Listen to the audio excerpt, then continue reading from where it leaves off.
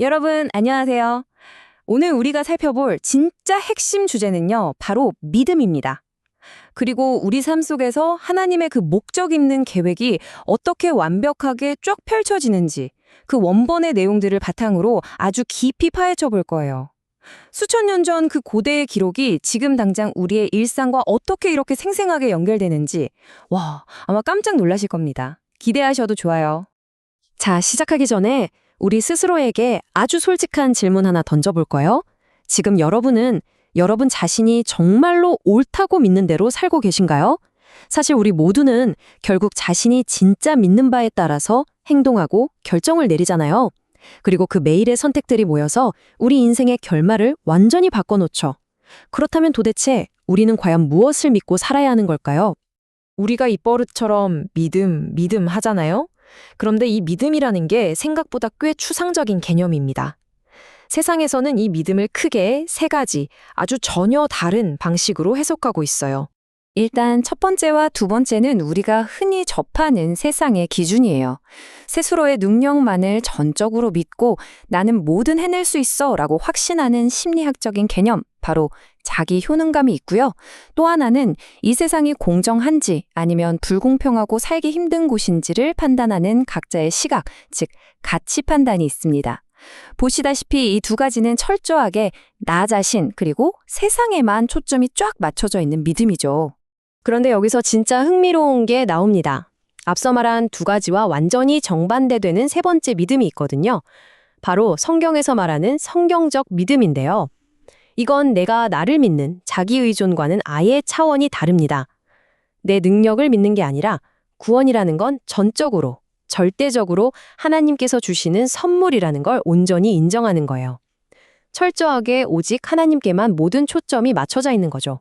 실제 에베소서 기록을 보면 이걸 아주 명확하게 못 받고 있습니다. 너희는 그 은혜에 의하여 믿음으로 말미암아 구원을 받았으니 이것은 너희에게서 난 것이 아니요 하나님의 선물이라. 네, 맞습니다. 이 성경적 믿음은 우리가 무슨 착한 일을 하거나 막 노력해서 얻어내는 대가가 아니에요. 그냥 100% 순전한 하나님의 신성한 선물, 그 자체라는 뜻입니다. 그러니까 여기서 우리가 꼭 짚고 넘어가야 할 아주 핵심적인 포인트가 하나 생깁니다. 바로 죄라는 걸 어떻게 이해하느냐, 그 개념 자체를 완전히 재정의해야 한다는 거죠.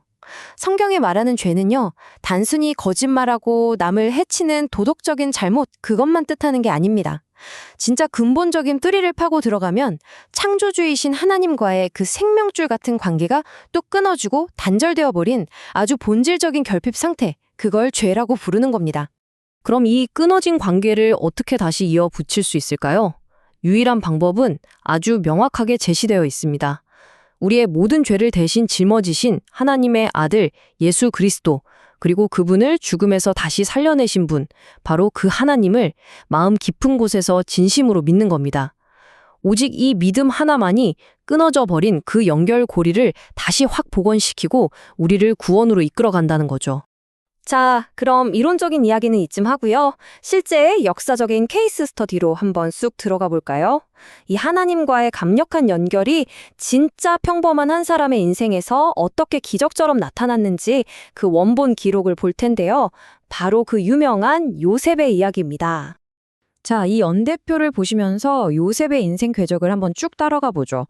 처음엔 아버지 야곱의 집에서 재산을 관리하던 이른바 최고 경영자 같은 역할이었어요.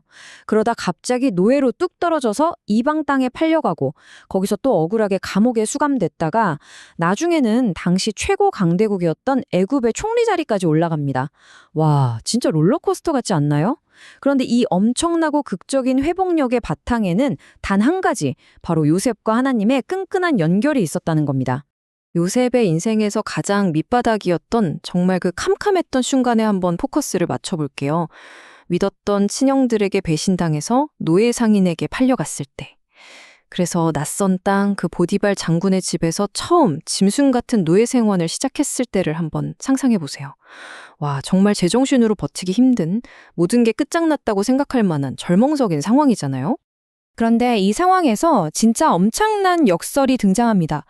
형들에게 버림받고 이역만리해서 비참한 노예로 구르고 있는데 창세기 기록을 보면 요셉이 하는 일마다 범사에 형통했다고 나와요. 아니, 노예가 형통하다니 이게 말이 되나요? 그 이유가 명확히 기록되어 있죠. 바로 여호와 하나님께서 한순간도 빠짐없이 의심의 여지 없이 그와 늘 함께 하셨기 때문입니다. 심지어 하나님을 모르는 그 주인이 보기에도 와, 쟤는 진짜 뭔가 다르다 싶을 정도로 비범했던 거죠. 자, 그런데 위기는 여기서 끝이 아닙니다. 보디발 장군 아내가 매일같이 집요하게 유혹을 해옵니다. 하지만 요셉은 진짜 단 한 번도 흔들리지 않아요. 요셉이 이 달콤하고 위험한 유혹을 단호하게 딱 잘라 거절한 이유가 뭔지 아세요? 바로 그것이 하나님께 엄청난 죄를 짓는 일이었기 때문입니다. 오직 하나님과의 그 관계가 단절되는 걸 막으려는 그 순수한 열망 하나가 요셉을 지켜낸 거예요. 그런데 하나님 앞에서 옳은 일을 한 대가가 뭐였을까요? 어이없게도 강간미수범이라는 억울한 누명을 쓰고 감옥에 갇히게 됩니다. 하지만 짚고 넘어갈게. 일반 잡범들이 가는 감옥이 아니라 고위직 정치범들이 갇히는 수용소였어요.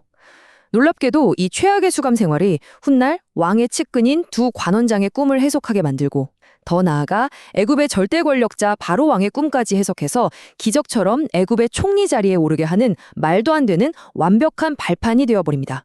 자, 이제 이 엄청난 이야기의 클라이맥스입니다. 온 세상에 끔찍한 흉년이 덮쳤을 때 과거의 요셉을 그토록 무참하게 노예로 팔아넘겼던 그 형들이 곡식을 구하려고 결국 애굽으로 옵니다. 그리고 총리가 된 요셉 앞에 납작 엎드려 무릎을 꿇게 되죠. 자, 여러분이라면 이때 어떻게 하시겠어요?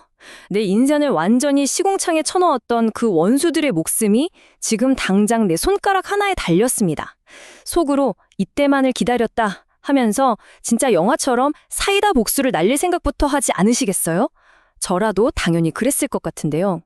그런데 놀랍게도 요셉의 선택은 완전히 달랐습니다.